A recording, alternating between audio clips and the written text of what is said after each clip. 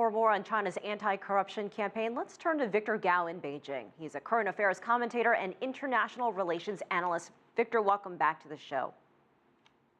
Thank you.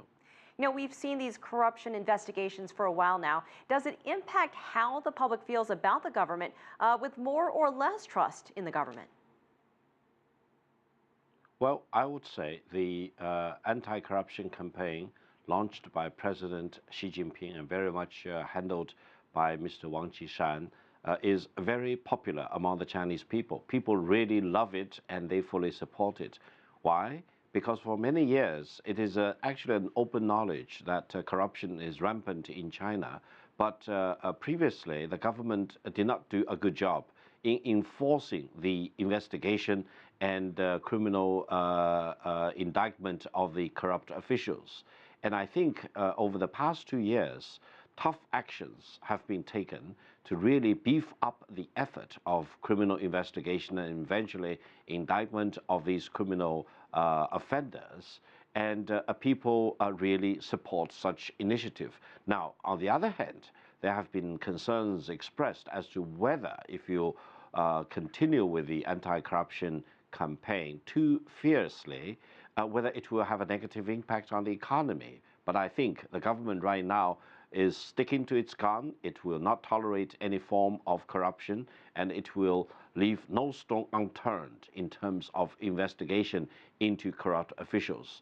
And I think whether China has reached the point of no return in building this clean government, transparent government, I think we still need to wait and see. But overall, the momentum is there to really get to the bottom of the situation and not only investigating and indicting the criminal officials, but also institutionalize checks and balances for the future so that we will have a clean and more transparent government going forward.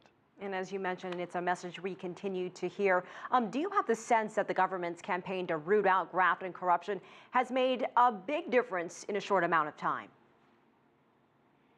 Definitely, I think there has been a landscape change. For example, officials before took it for granted that wining and dining at very expensive, restaurants, etc., running up a huge bill was something natural and was something part of their job. And now I think there has been a fundamental change in that kind of attitude. Extravaganza and heavy spending on many things which could become kind of bells and whistles rather than substantive work aimed at improving the benefits for the people have been cut down. And also, I would say, taking briberies, for example, was generally considered as lubricants in your job. And people actually did that as a routine, as a matter of fact, and they took that for granted. But I think now the fundamental change is that if anyone violates the rule, the investigation will be started, and eventually maybe prison sentences will be waiting. So I think this has really wakened up many of the people in positions of power in the party, in the military, as well as in the government, in the state-owned enterprises. But again, I think there are concerns expressed whether the government system as such is equipped to jump to the new paradigm, which is yet to be fully worked out. And I think China is now caught in the middle of that, continuous enforcement of investigation into criminal cases, but the whole system, the whole bureaucracy, whether they are already ready to fully embrace the new paradigm. Let's wait and see. But again, let me emphasize, this anti-corruption campaign in China is supported by the overwhelming majority of the people, and hopefully this will create the momentum and the necessary conditions for China to move on to a better form of governance going forward.